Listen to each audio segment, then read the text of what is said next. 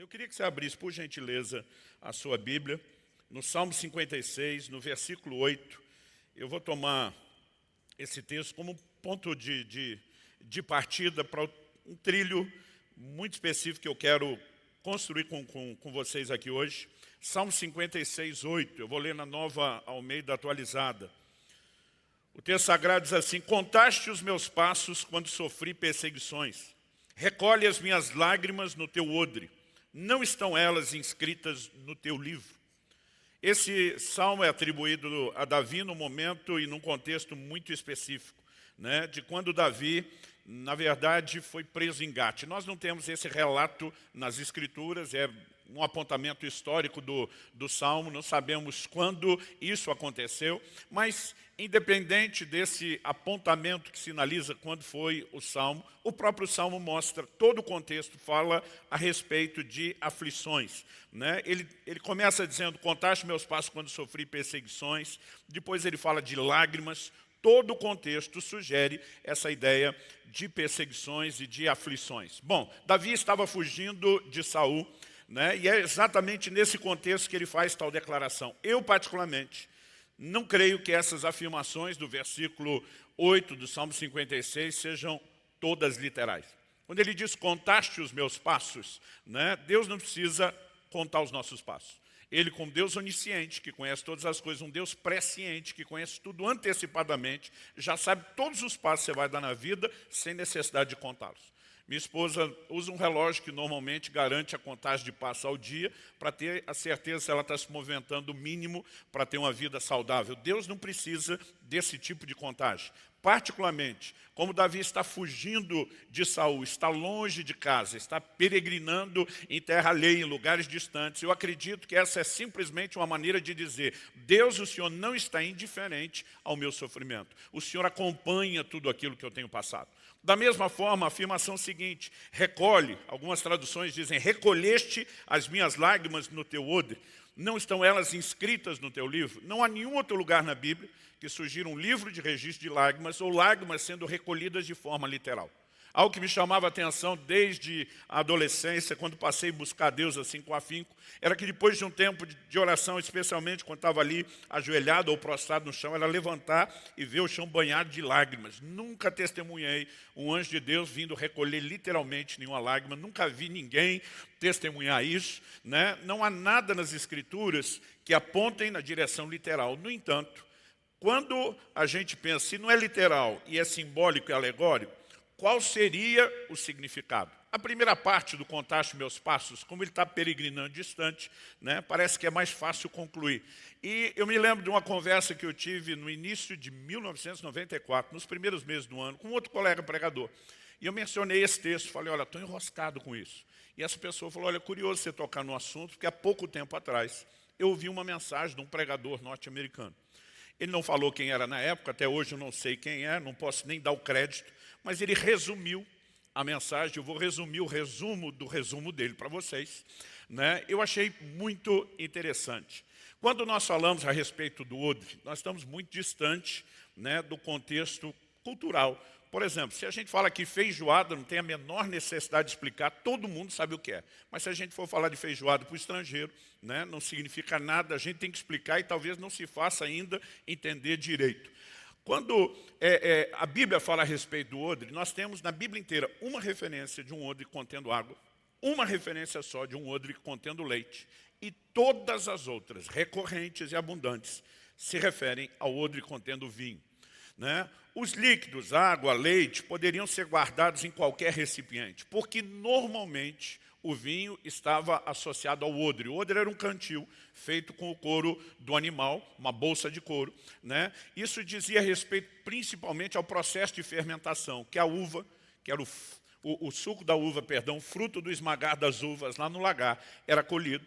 E no processo de fermentação, uma das formas de controlar, por assim dizer, a fermentação é limitar a exposição do suco da uva a uma quantidade específica de oxigênio. Então, quando se fechava e lacrava a bolsa, você conseguia regular a fermentação. É por isso que, normalmente, ele está associado ao odre. Jesus fala sobre colocar, né, vinho novo em odres novos. Bom, o odre era, portanto, um ambiente de transformação.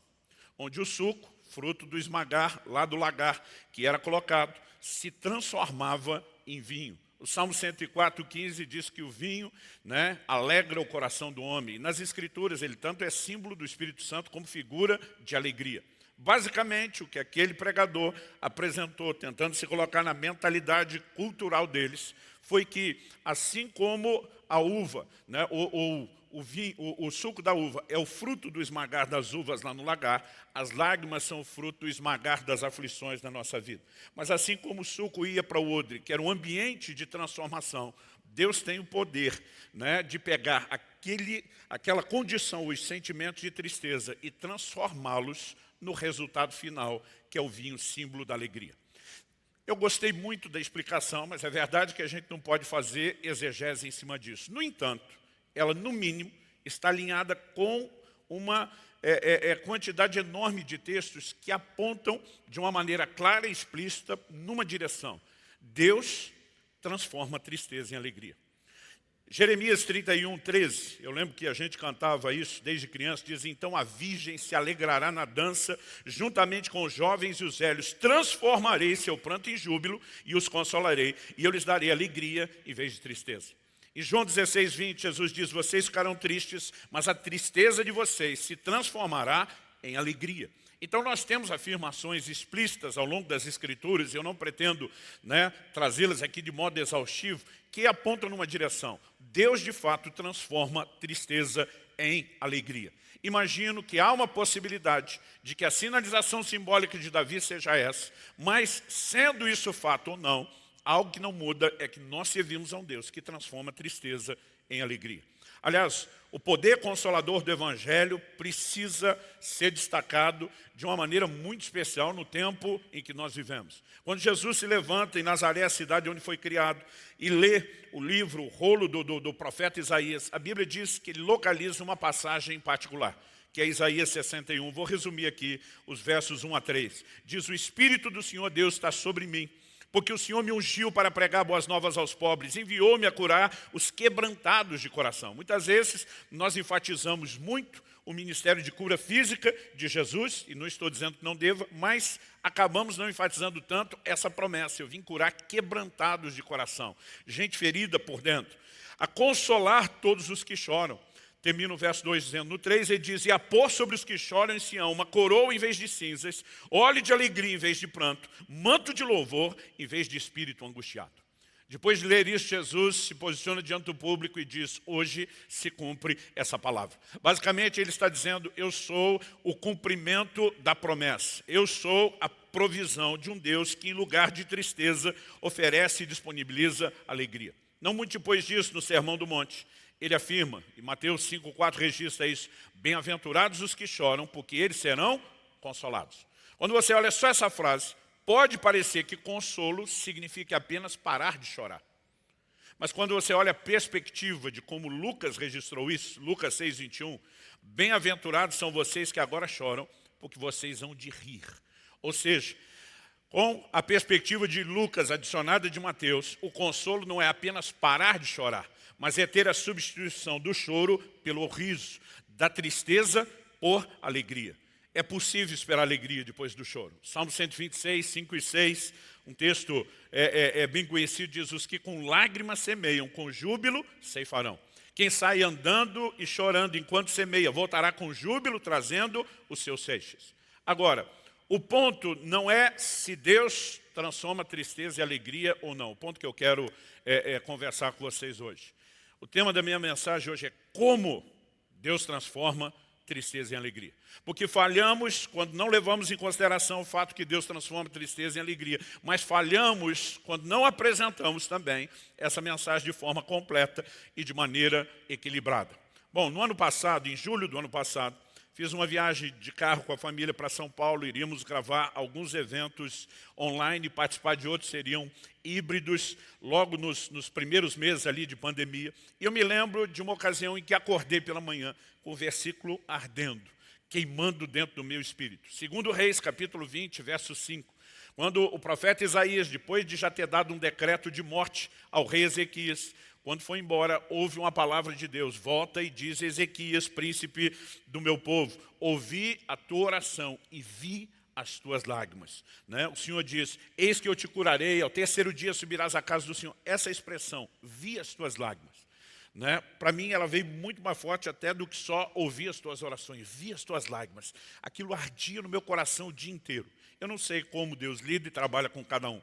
Quando eu acordo com um versículo, do nada, entre aspas, né, que começa a me incendiar. Não é algo que eu li nos dias anteriores, não é algo que ninguém falou, né, não é uma lembrança gratuita, intencional. Eu normalmente sei que Deus está me chamando a atenção para parar e meditar e refletir em algo.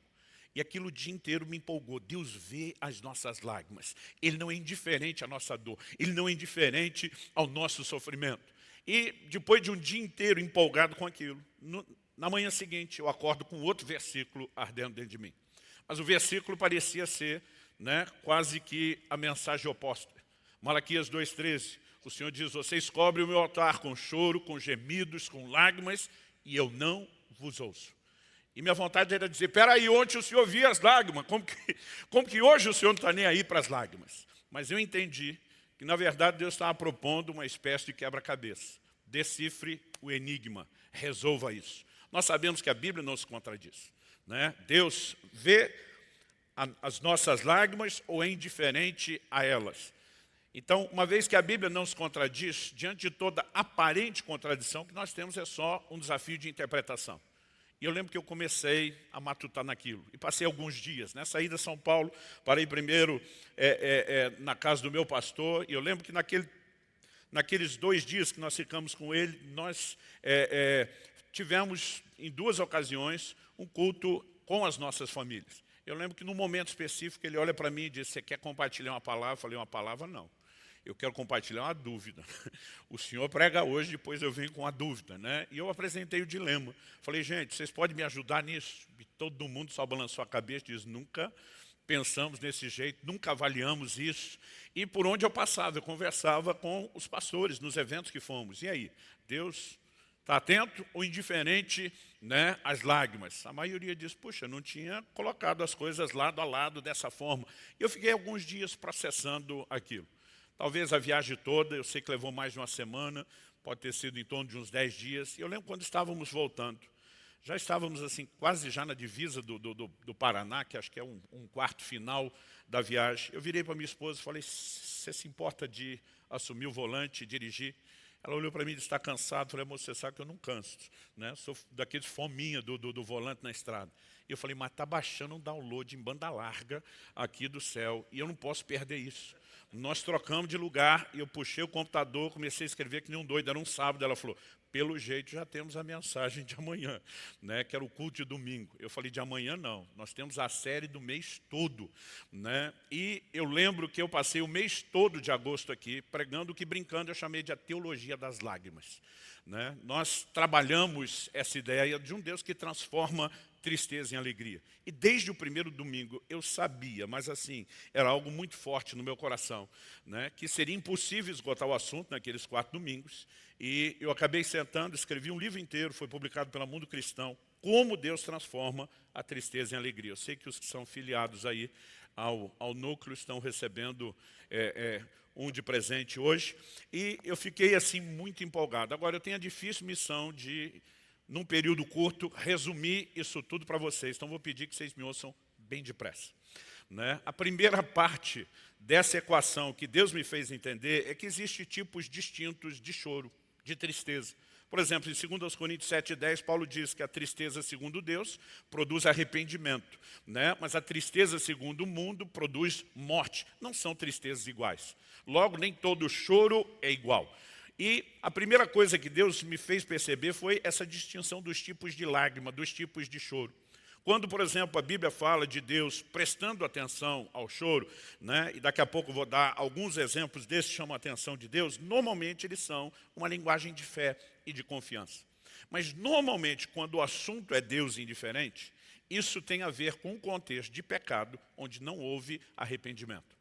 Por exemplo, em Malaquias 2,13, quando Deus diz: vocês cobrem o meu altar com choro, com lágrimas, com gemidos, eu não vos ouço. O versículo seguinte explica: E vocês perguntam por quê? E a resposta divina é porque o Senhor foi testemunha da aliança entre ti e a mulher da tua mocidade, com a qual tu foste desleal. Deus está dizendo, camarada, você sequer honra a aliança matrimonial e acha que só porque chorou, né, eu vou ficar com dó de você. É como se ele estivesse dizendo na linguagem nossa atual, é ruim que seu choro vai levar a algum lugar. Aliás, em alguns lugares parece que a forma como o evangelho é comunicado não fala muita coisa a respeito do sofrimento, né? Em outros, parece que a gente exagera, valoriza. Um dia uma pessoa falou, pois é, pastor, como diz a Sagrada Escritura, quem não chora não mama. Eu falei, isso aí está na Bíblia? Não, rapaz. Ele falou, tá não? Eu falei, tá não. Ele falou, mas bem que podia estar. Né? E aí você fica tentando entender o quanto daquilo é sério e o quanto é brincadeira. Mas na cabeça de alguns o choro parece quase misto. Se Deus vê as lágrimas, é só dar uma choradinha e está tudo resolvido. Nós temos vários exemplos de lágrimas que foram ignoradas. Uma delas, Gênesis 27, 38, fala sobre Esaú. Logo depois dele perder a bênção de seu pai Isaque, a Bíblia diz, levantando Esaú a voz, chorou. Gênesis só fala isso, não dá explicação. Quem explica o ocorrido é o livro de Hebreus. Em Hebreus 12, 16, a Bíblia diz, nós não podemos ser devassos, né, profanos, como Esaú, que vendeu o direito de primogenitura por um prato de lentilha. E no verso seguinte, o 17 de Hebreus 12, a Bíblia diz, pois sabeis também que, posteriormente, querendo herdar a bênção, foi rejeitado, pois não achou lugar de arrependimento, embora com lágrimas o tivesse buscado. Onde existe lágrimas sem arrependimento, você não vai ver nenhum tipo de intervenção divina. Por quê? O pecado é a causa de toda dor, sofrimento, choro e lágrimas, né? Tudo isso entra por meio da mesma porta que é o pecado. Seria muita inocência acreditarmos que o homem brincando com a causa do sofrimento pode viver sem nenhum arrependimento o consolo e a intervenção de Deus. Então, acredito que o primeiro passo é que a gente consiga distinguir não só os tipos de choro ou de tristeza, mas também, como eu vou falar daqui a pouco, os tipos distintos de alegria. Por exemplo, eu acho que quando mexemos nesse assunto de Deus, muitas vezes não se importar com esse choro sem arrependimento, a gente pode fazer a distinção do que alguém chorar a essência do problema ou chorar apenas a consequência, quando falamos em termos de pecado. Por exemplo, Saul é confrontado por Samuel a respeito de perder o reino. Ele não demonstra nenhum sinal de arrependimento diante de Deus. Só quando Samuel vai sair, ele agarra e diz, você não vai a lugar nenhum. Me honra diante do povo. O importante é manter a média. O importante é que nada disso seja comprometido. Quando Davi peca, no Salmo 51:4, ele diz para Deus, contra ti, e contra ti somente eu pequei. Você não vê Davi lutando para preservar, por exemplo, o reino. Aliás, quando Absalão se levanta naquela revolta contra o pai, Davi dá um perdido no reino. Ele vira as costas, abandona o palácio, vai embora. Se os seus homens não lutam, né, ele jamais recuperaria aquilo. E o posicionamento dele é meio de quem diz, eu fiz por merecer. Né? Eu realmente pequei. A preocupação de Davi não era necessariamente a consequência, era a essência. No mesmo Salmo 51, que é um salmo, né, de arrependimento do seu pecado, ele diz, não retires de mim o teu espírito, e nem tampouco a alegria da tua salvação. Basicamente, você vê alguém, né, que focou na essência do problema do pecado, e não mere simplesmente na consequência. Bom, feita essa distinção, para não me estender, eu queria mexer um pouco no que é o processo. Na Semana Santa, isso deve ter acontecido no final de março, começo de abril, quando normalmente ela cai. Na Semana Santa de 2006, eu tinha mudado para Curitiba em 2005, nós fizemos um evento, a igreja estava começando, juntamos várias das nossas igrejas, do pessoal ligado conosco, para dar quórum e fazer um evento junto. Fomos para um centro de retiro, trouxemos vários preletores amigos, e me lembro de um amigo especial que me abençoa muito, que estava ministrando, o pastor Marcelo Jamal. Normalmente, quando ele fala, ele tem uma linha de raciocínio assim, muito coerente, não costuma desviar do trilho. Mas ele deu o que eu chamaria de um deslize profético. Você vê que o camarada sabe que o trilho é esse, mas que ele sente a necessidade de dar uma saída naquele momento. E, de repente, ele começa a falar do Salmo 35, né, que diz, porque a sua ira dura só um momento, mas o seu favor dura a vida inteira. Daí ele afirma, o choro pode durar uma noite, mas a alegria vem pela manhã. E ele diz, gente, vou sair um pouco do assunto porque eu preciso falar isso. Ele diz, o que significa o choro pode durar uma noite? Ele falou, o choro tem prazo de validade. Mas será que essa afirmação é literal? Ele disse, se fosse, todo mundo teria seus problemas resolvidos em no máximo 24 horas. Ele falou, mas a própria Bíblia fala de gente que chorou muitos dias. Então a pergunta é, se isso não é literal, o que é que simboliza, o que é que significa? E basicamente ele resumiu da seguinte forma, ele falou, a noite é o ambiente das trevas, o amanhecer é o momento da mudança que traz a chegada da luz. Ele diz, o choro ou a tristeza prevalece no ambiente de trevas, enquanto a alegria entra quando a luz chega. Trevas na Bíblia fala de ignorância, luz fala de revelação. Por exemplo, em Efésios 1, Paulo diz que sejam iluminados os olhos do vosso entendimento, quando ele ora por espírito de revelação. Mas no capítulo 4, ele fala a respeito de não ser como os gentios. Aí ele diz assim, separados da vida de Deus, por causa da ignorância que há neles, entenebrecidos, trevas, no seu entendimento. Então ele diz, nós precisamos entender isso, que a revelação da palavra é que tem o poder de produzir mudança. Eu lembro que eu sentado, estou olhando aqui e pensei, uau, esse é um assunto interessante. Ele parou e falou, bom, estou falando isso só como profeta, já vou voltar no meu trilho. Ele aponta o dedo para mim na frente de todo mundo e diz, mas quem vai escrever um livro inteiro a respeito do assunto é você.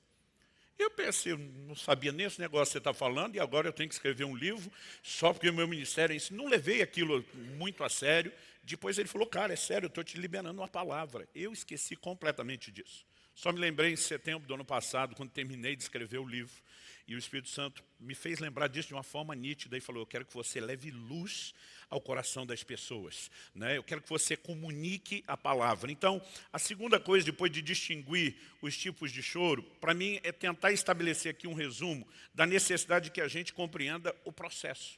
Como eu disse antes, que Deus transforma a tristeza em alegria é bíblico e é fato. Agora, como isso acontece, é algo que eu e você precisamos, de fato, entender.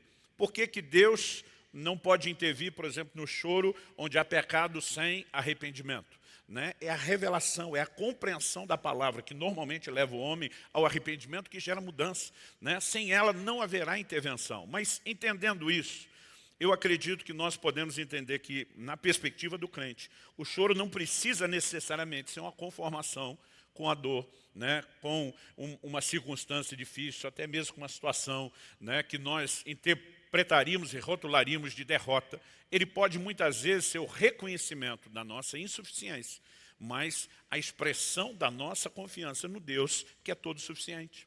Então, quando você vê o rei Ezequias, por exemplo, chorando, ele não está apenas lamentando a notícia, é só você ver a oração dele. Ele diz para Deus, o Senhor sabe que eu andei diante de ti, com o coração íntegro. Né? Ele se posiciona dizendo, eu não posso reverter esse quadro, mas o Senhor pode. E por causa dessa linguagem de fé, porque não é apenas o choro pelo choro, ele recebe um milagre. Nós podemos falar de Ana, né? A mãe de Samuel, chorando diante do Senhor, a ponto de Eli inicialmente interpretá-la, tê-la como embriagada. Mas ela sai de lá com o que nós podemos classificar de uma palavra profética de Eli, que o Senhor te conceda a petição que fizeste, e aquela circunstância foi mudada. A gente poderia estar aqui, Davi, 1 Samuel 30, quando chega com seus homens em Ziclag, descobre que a cidade foi destruída, queimada, mulheres e filhos foram levados cativos. A Bíblia diz no versículo 4 de 1 Samuel 30, que Davi e os seus homens choraram até não ter mais força para chorar. Uma coisa é você parar de chorar porque foi consolado, a outra é parar de chorar porque não aguenta mais continuar chorando. Naquele ambiente de desespero, onde parecia que a coisa não podia ficar pior, os homens começam a olhar para Davi e falar em apedrejá-lo. Porque você que é pastor sabe, a culpa sempre é do líder. Se deu certo, todos nós fizemos. Se deu errado, é o líder. E a turma começa lá em apedrejar Davi. Nesse momento, Davi teve que despertar. O verso 6 diz, Davi, porém, se fortaleceu no Senhor, seu Deus. E esse é o ponto de virada. Aliás, eu acho interessante que Davi faz duas perguntas a Deus. Né? Senhor, devo perseguir os amalequitas? A segunda é, vou alcançá-los? Porque mesmo que Deus diga assim, você deve perseguir, poderia mera, né, e simplesmente ser uma busca muito indefinida para eles, porque eles estavam com 3 dias na dianteira. Mas a pergunta que Davi não fez foi a terceira resposta que Deus deu. Deus disse, você deve persegui-los, você vai alcançá-los. Talvez ele não chegou a fazer a pergunta porque estava receoso, mas Deus se antecipa e diz, e tudo e a todos vocês vão recuperar. Né? Aquilo poderia ser só uma missão de vingança, mas Deus está dizendo, não, haverá restituição. E o texto compartilha aquilo que Deus fez. Ou seja, nós sabemos que muitas vezes, nesse ambiente de lágrimas, nós podemos provocar mudanças nas circunstâncias. E não podemos negar tanto o fato bíblico como a possibilidade de viver isso nos nossos dias. Porque Deus não foi um Deus de milagres, Ele continua sendo um Deus de intervenções, Ele é o mesmo, Ele não muda, nele não há mudança nem sombra de variação. Hebreus 13:8 diz que Jesus Cristo é o mesmo ontem, hoje, será para todo sempre, e nós vamos sustentar essa mensagem. No entanto, se nós formos honestos com a Bíblia, nós não podemos dizer que a única forma de Deus mudar, né, tristeza em alegria seja apenas mudando circunstâncias. É lógico que quando muda a circunstância, Ele pode mudar aquilo que nos entristece, substituindo por algo que nos alegra. Mas se nós formos honestos, às vezes a mudança pode acontecer do lado de fora, nas circunstâncias. Ou às vezes a mudança pode acontecer do lado de dentro, independentemente das circunstâncias. E talvez o melhor exemplo que a gente possa citar diga respeito ao próprio Cristo. Eu, durante muitas vezes, recebi o questionamento: o que significa Jesus dizer lá no Getsêmani, quando ele está orando, passa de mim esse cálice? Eu digo às pessoas, olha, no ensino do próprio Jesus, cálice fala de sofrimento, né? Ele está na iminência de enfrentar a sua morte. É evidente que o assunto em questão é esse. Mas quem fala disso com clareza é o livro de Hebreus. Em Hebreus, no capítulo 5, dos versículos 7 a 9, a Bíblia diz assim: Ele, Jesus, nos dias da sua carne, logicamente isso indica não só a linha cronológica quando aconteceu, mas está destacando a humanidade de Jesus, Jesus como homem. Ele, Jesus, nos dias da sua carne, tendo oferecido, com forte clamor e lágrimas, orações e súplicas a quem o podia livrar da morte. Né? Hebreus interpreta que o clamor de Jesus dizia respeito a ser livre da morte. Como homem, ele está diante daquilo que vai passar, e diante de Deus ele diz: se tiver um plano B, se tiver um jeito de evitar isso. Né? No entanto, o tempo todo Jesus está dizendo: contudo, seja feita não a minha, mas a sua vontade. Muitas vezes a gente acha que Jesus chorou. A declaração de João 11:35 é a única na Bíblia. Né? Jesus chora sobre Jerusalém. Aqui a Bíblia diz que ele chorou no Getsêmani. E nesse momento que ele oferece orações com lágrimas, o texto continua e diz assim: e tendo sido ouvido por causa da sua piedade, embora sendo filho, aprendeu a obediência pelas coisas que sofreu, e tendo sido aperfeiçoado, tornou-se o autor da salvação eterna para todos os que lhe obedecem. Orou com lágrimas, foi ouvido, mas a pergunta é: Deus mudou a circunstância? Não. Onde a mudança se deu? Do lado de dentro. Eu lembro que na minha adolescência, a primeira vez que eu prestei atenção nesse versículo, que ele aprendeu obediência, eu fiquei revoltado, falei: deve ter alguma coisa errada aqui. Fui falar com meu pai, que era um estudioso da Bíblia, falei: como que aprendeu obediência? Ele sempre foi obediente, a Bíblia diz que ele nunca pecou. Meu pai olha para mim e diz: filho, a Bíblia não está dizendo que ele aprendeu a obediência do zero. A Bíblia está sugerindo que ele aprendeu o último, o mais expressivo nível de obediência. Isso faz sentido quando você olha Filipenses 2. Subsistindo na forma de Deus, não teve ser igual a Deus como algo ao qual deveria se prender, mas esvaziou-se de si mesmo, assumiu a forma humana e como homem foi obediente até a morte. Esse é o último, mais profundo nível da obediência. E a Bíblia diz que como homem, ele aprendeu obediência. O texto diz que ele foi aperfeiçoado. Né? Nós precisamos entender que nem sempre Deus vai mudar as circunstâncias. Em alguns momentos, ele pode nos mudar independente das circunstâncias. Agora, não é uma coisa ou outra. Porque eu vejo alguns pregando o evangelho, parece que Deus só muda as circunstâncias. Eu vejo outros, parece que Deus muda nunca. Né? Parece que Deus só nos muda. Não é um ou outro. É tanto um como o outro. Né? Eu já tive circunstâncias onde orei, Deus não mudou a circunstância, Ele me mudou no meio delas. Mas tempos depois Ele acabou mudando a própria circunstância, depois de me ter mudado. Então, não é nem a questão de pode ser esse, pode ser aquele, temos que levar os dois em consideração. Às vezes Deus pode fazer até as duas coisas, mas nós precisamos enxergar as duas possibilidades para ser honesto com as Escrituras. Que Deus pode mudar a circunstância e dessa maneira mudar o nosso ânimo é indiscutível. Quando o texto que eu citei no início de João 16:20, Jesus estava falando sobre sua morte. Ele diz: em verdade lhes digo que vocês vão chorar e se lamentar, mas o mundo se alegrará. Ele estava falando de uma circunstância, sua morte. Vocês ficarão tristes, mas a tristeza de vocês se transformará em alegria. Jesus está dizendo: a circunstância vai mudar. No terceiro dia eu vou ressuscitar. E aquilo que era motivo de tristeza será substituído por motivo de alegria. Porque Deus muda circunstâncias. Mas, como eu disse, dizer que essa é a única mudança que ele efetua seria injusto, incompleto, incoerente com as Escrituras. O cântico de Abacuque 3, de 17 a 19, né, quando ele diz, ainda que a figueira não floresça, nem haja fruto na vide, que o produto da oliveira minta, que os campos não produzam mantimento, né, que nos currais não haja gado, que o rebanho seja exterminado da malhada, numa época em que toda a economia girava em torno da agropecuária. Seria como se a gente, falando em linguagem de hoje, dissesse ainda que a casa caia, que o circo pegue fogo, ou como dizia a geração de meus pais, que tudo vá para o beleléu, né? Abacuque se posiciona e diz, todavia eu me alegrarei no Senhor, exultarei no Deus da minha salvação. Ele faz os meus pés como os da costa, Ele me faz andar nos meus lugares altos. Existe alegria sobrenatural, independente de mudança circunstancial. E nós não podemos omitir esse aspecto, né, do Evangelho e essa realidade. Isso me remete aqui ao meu terceiro e último tópico da nossa construção, primeiro falando dos tipos de choro, depois da necessidade de compreender o processo, e agora é destacar não só os tipos de alegria, mas o que eu quero chamar da fonte da verdadeira alegria. Se existem tipos distintos de choro, nós temos que reconhecer que tem tipos distintos de alegria. Em João 15, 11, Jesus diz, tenho lhes dito essas coisas para que a minha alegria esteja em vocês e a alegria de vocês seja completa. Quando Jesus fala minha alegria e a alegria de vocês, ele está destacando tipos distintos.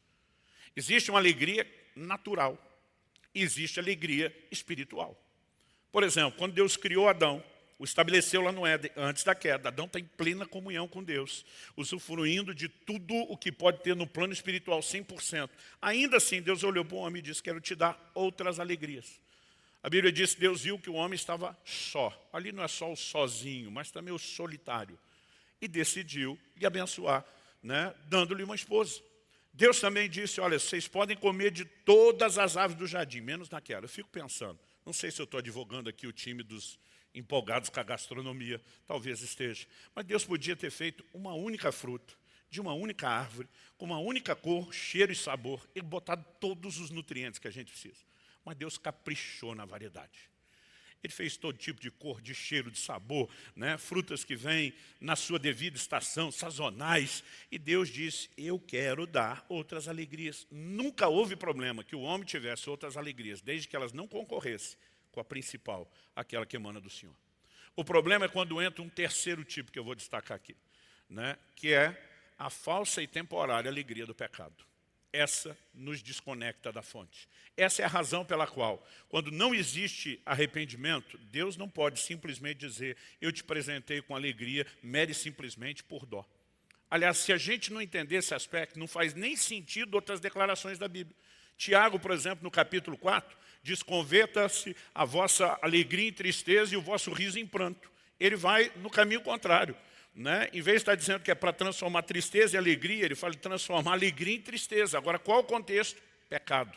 Então, ele está falando da falsa alegria do pecado. Ele diz, enquanto essa alegria estiver aí e não for substituída pela tristeza, segundo Deus, produz arrependimento.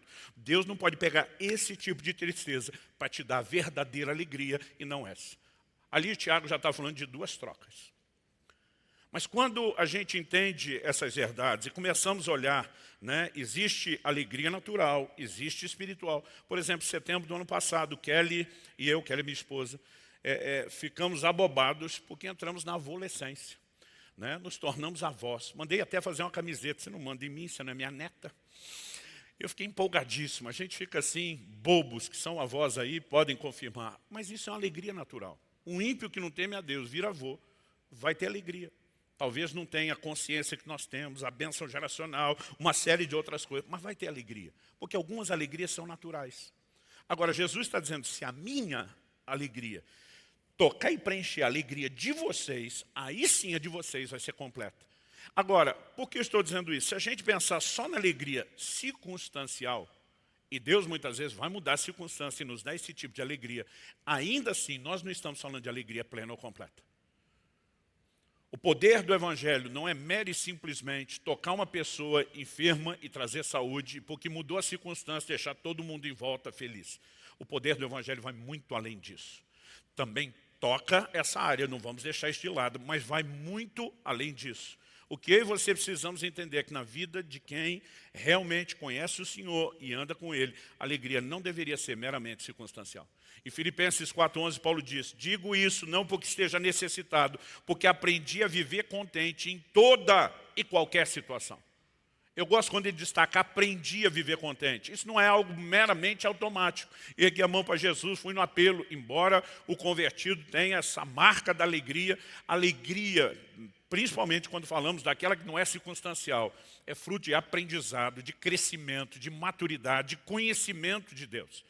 Depois de dizer isso, ele continua no verso 12 de Filipenses 4 e diz, sei o que é passar necessidade e sei também o que é ter em abundância. Aprendi o segredo de toda e qualquer circunstância, tanto de estar alimentado como de ter fome, tanto de ter em abundância como de passar necessidade. Tudo posso naquele que me fortalece. Quando ele diz aprendi o segredo, ele é muito claro qual é o segredo.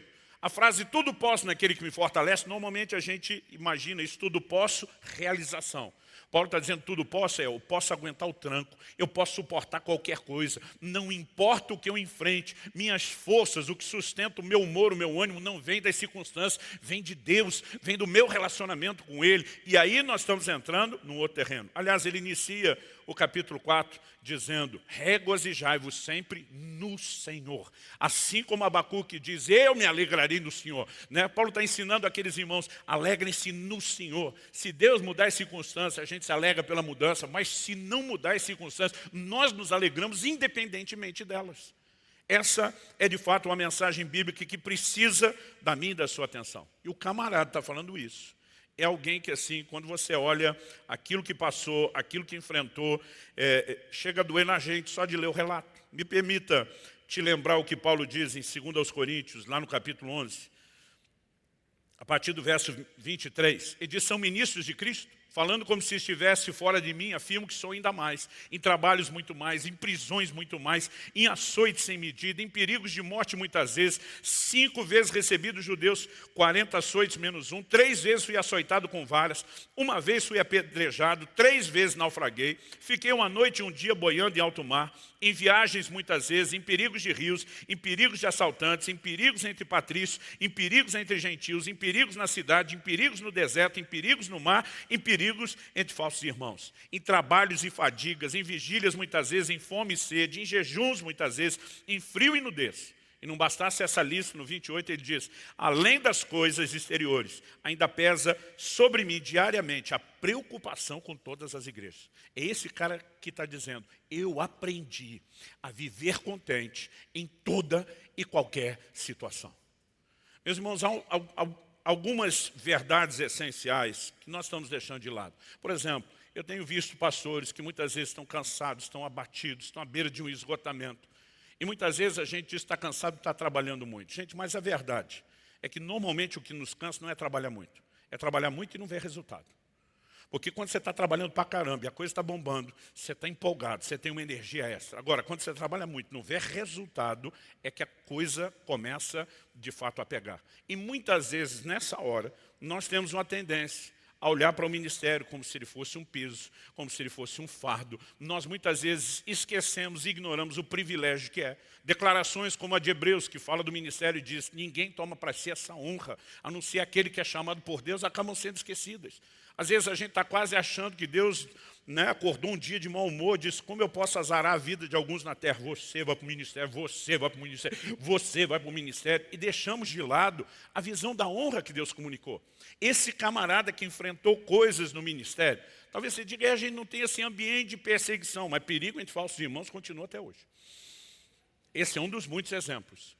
O peso das igrejas continua até hoje.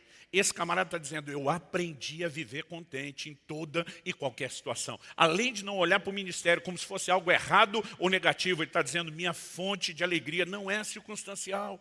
Em Romanos 8,18, Paulo diz, as aflições do tempo presente não podem se comparar com a glória que em nós há de ser manifesta. E 2 Coríntios 4,17, ele diz, a leve e momentânea tribulação. Meu irmão, se uma lista dessa é chamada de leve e momentânea, o que ele está comparando? Ele diz, não pode se comparar com o peso da glória. Ele está usando a figura, a alegoria da balança romana, 2 pratos.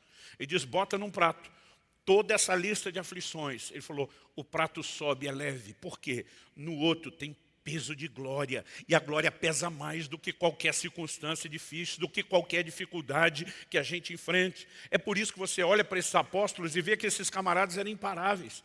E mesmo em circunstâncias de perseguição, o tempo todo, a Bíblia está falando de alegria. Atos 5:41 diz, eles se retiraram do Sinédrio muito alegres por terem sido considerados dignos de sofrer afronta por esse nome.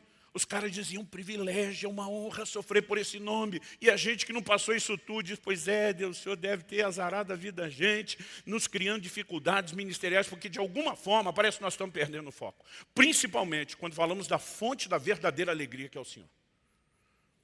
O Salmo 16 nos apresenta a visão muito clara.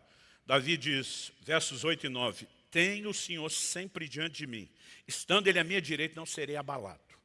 Ele não está dizendo que não terão circunstâncias, não haverão circunstâncias difíceis que não abalarão. Mas ele diz, porque eu tenho o Senhor diante de mim, porque Ele está ao meu lado, eu não vou ser abalado. Então ele diz, por isso, porque Deus está ao meu lado, o meu coração se alegra, o meu espírito exulta. E no verso 11, ele afirma, tu me farás ver os caminhos da vida, na tua presença, a plenitude de alegria, e à tua direita, há delícias perpetuamente.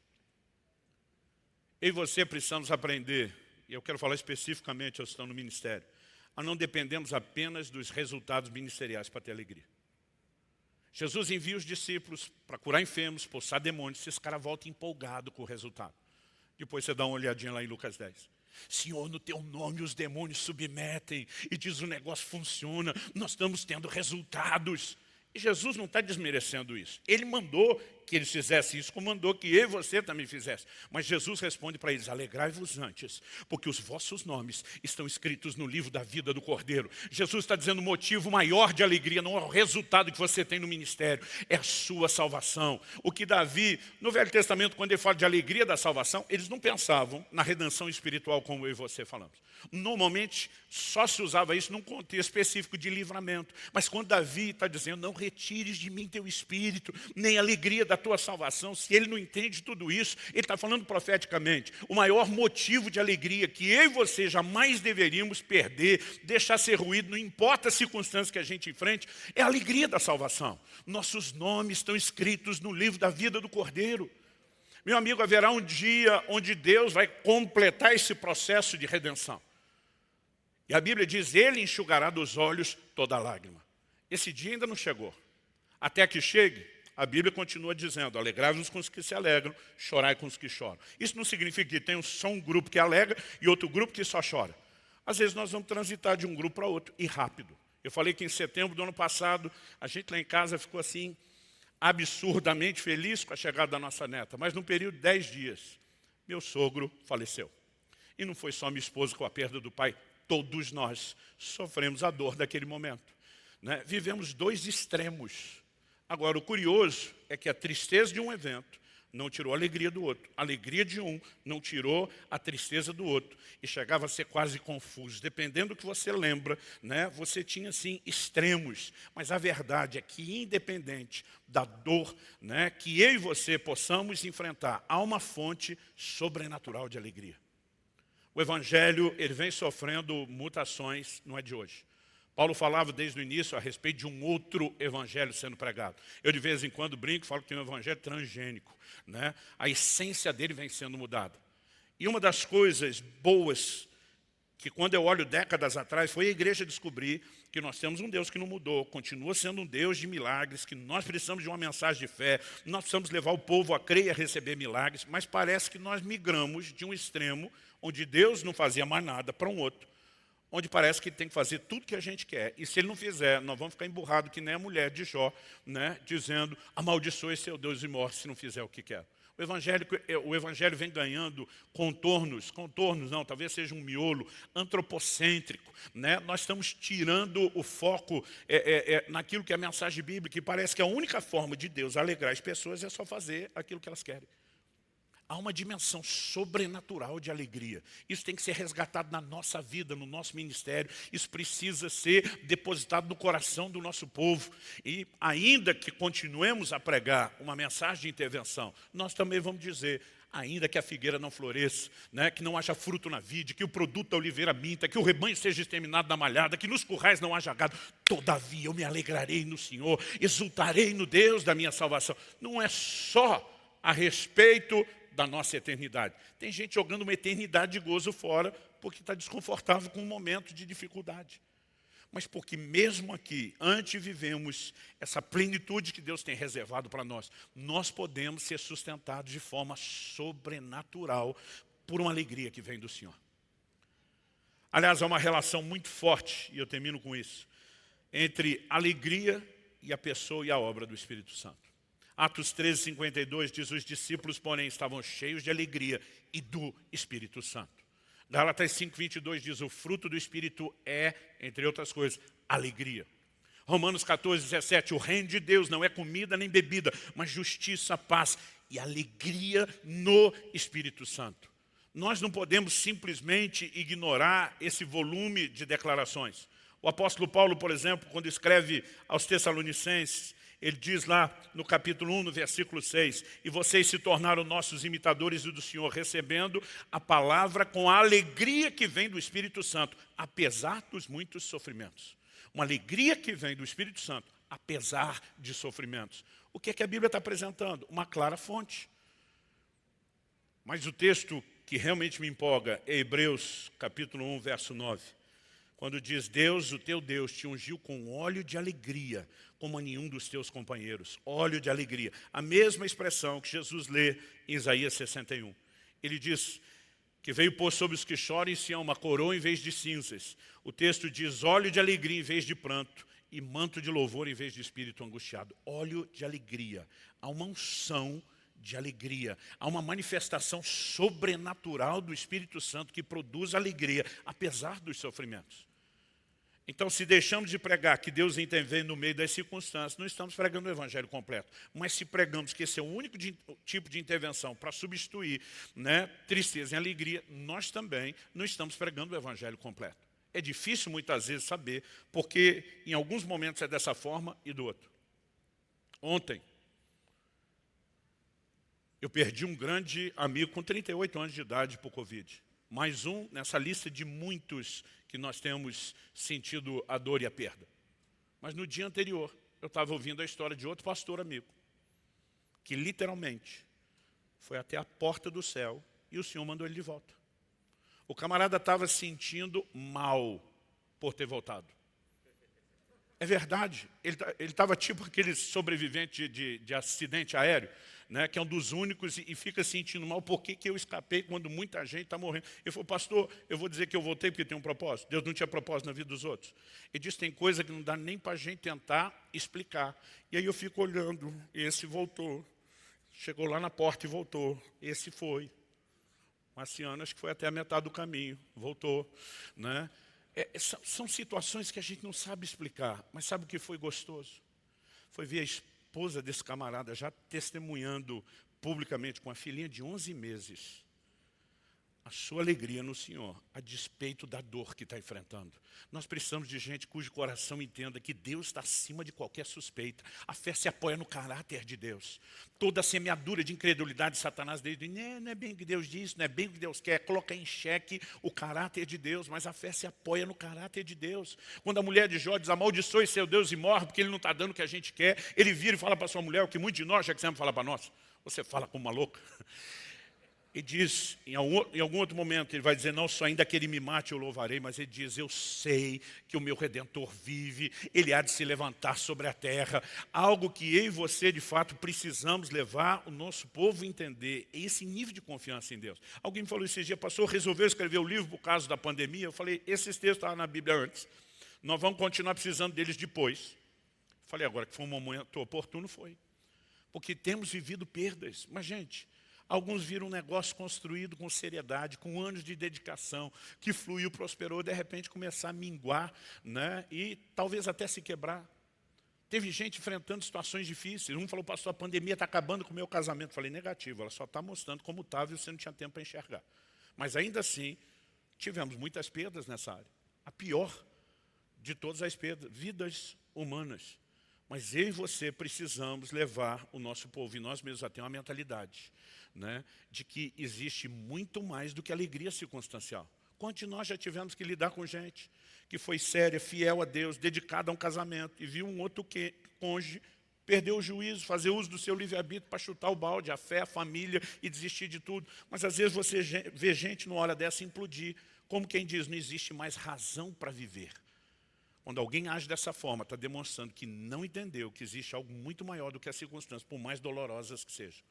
E talvez nunca haverá fé suficiente no coração do povo se nós não pregarmos essa mensagem de forma recorrente, uma vez que a fé vem por ouvir e ouvir a palavra de Deus. Eu quero te encorajar, são dias de desafios, mas se nós lembrarmos na história, muitos de nós como igreja temos enfrentado dificuldades, além da dor que os pastores estão carregando, de perda de vidas, de ver os problemas que as pessoas estão enfrentando, dificuldades que a maioria das igrejas estão enfrentando. Eu só quero terminar te lembrando de uma coisa. Nunca, em 2000 anos e pouco de história da igreja, a igreja emergiu mais fraca de uma crise. Nunca. E agora não vai ser a primeira vez. Há um futuro, há uma esperança, né? E nós não vamos nos alegrar apenas quando a coisa mudar, pela certeza de que é um Deus que nos sustenta antes e depois da mudança. Nós podemos viver alegria sobrenatural. Eu queria que você ficasse em pé para parecer que está acabando e que a gente tivesse um tempo junto de oração.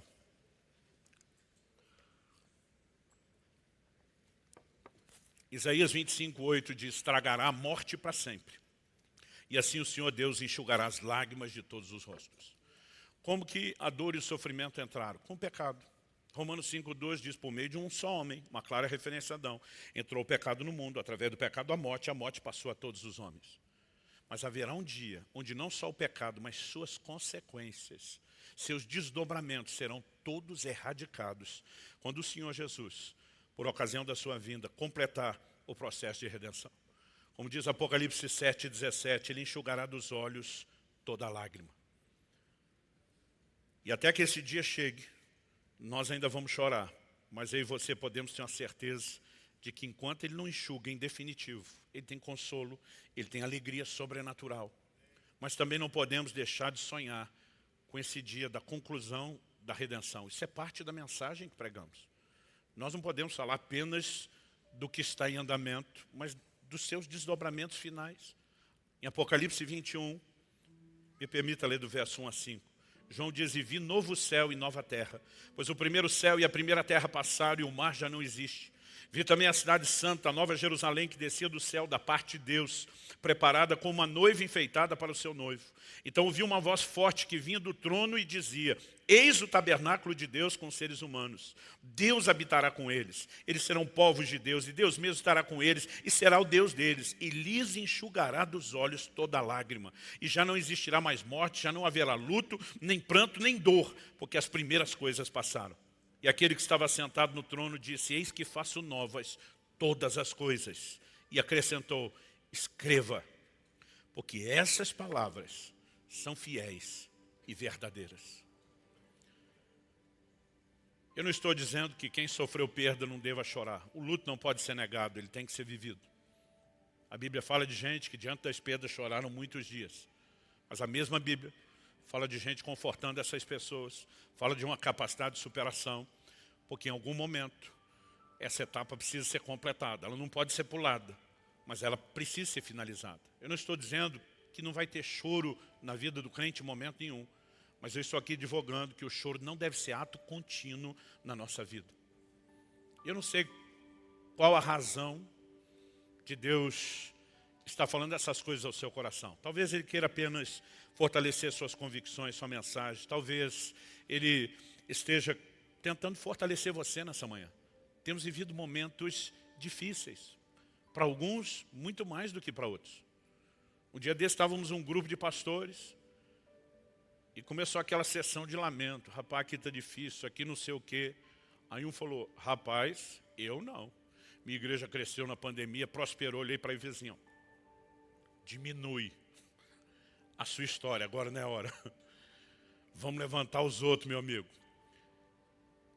Há muitas razões pelas quais as coisas acontecem de forma diferente, e eu não sou desse que tenta espiritualizar tudo.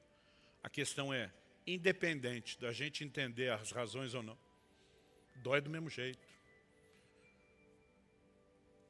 E eu creio que Deus quer derramar consolo sobrenatural no meio e no seu coração.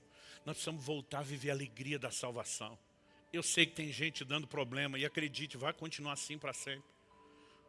O próprio Jesus se aborreceu disso, olha para os discípulos e diz: até quando vos sofrerei?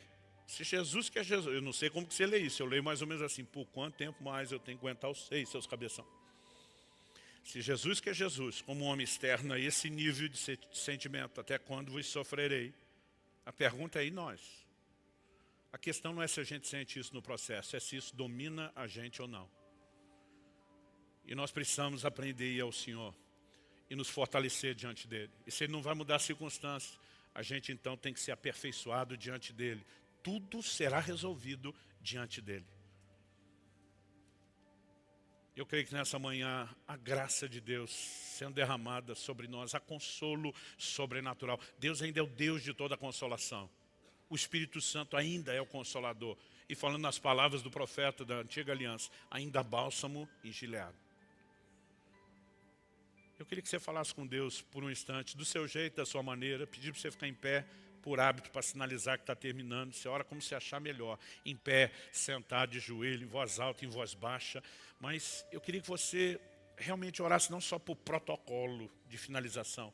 Eu queria que você se expusesse mesmo ao Senhor.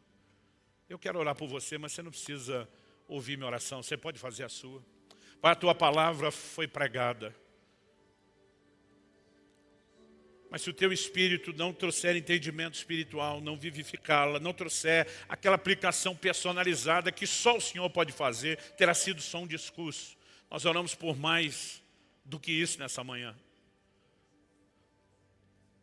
Eu coloco diante de Ti, teus servos e servas, que têm se dedicado no trabalho do avanço do Teu reino e que têm enfrentado dores pessoais, dores ministeriais. Senhor, nós não estamos aqui para dizer que isso não vai se repetir nem acontecer, mas estamos aqui para nos lembrar que independente das circunstâncias que enfrentemos, existe alegria sobrenatural, não só a alegria da salvação, existe o fortalecimento que vem do Senhor. E nessa hora nós clamamos: estende a tua mão, manifesta a tua graça, libera o poder do teu Espírito Santo sobre a vida de cada um de nós. Nós queremos viver a alegria completa. Alegria que emana do Senhor, alegria que preenche, supera e vai além de qualquer alegria humana ou natural. Mesmo a alegria da salvação. Parece que muitas vezes vivemos pregando o evangelho da salvação e deixamos de nos regozijar nisso. Pai, nós oramos por um resgate dessa consciência, dessa visão, desse entendimento. Sopra sobre nós nessa manhã. Estende a tua mão. Fortalece cada um dos meus irmãos e irmãs. Eu oro por cada família aqui representada por cada um deles. Eu oro por cada igreja local representada por cada um deles. Nós oramos por dias, ó Deus, onde ainda que haja tanta dificuldade do lado de fora, possamos viver esse sopro, essa manifestação poderosa, gloriosa, sobrenatural do céu nas nossas vidas. Em nome de Jesus. Em nome de Jesus. E para a glória de Deus. Que mesmo depois dessa reunião terminar, que aquilo que o Senhor começou a fazer e a falar se estenda, se aprofunde. É o nosso clamor em nome de Jesus. Em nome de Jesus. Amém. Amém. Glória a Deus, glória a Jesus.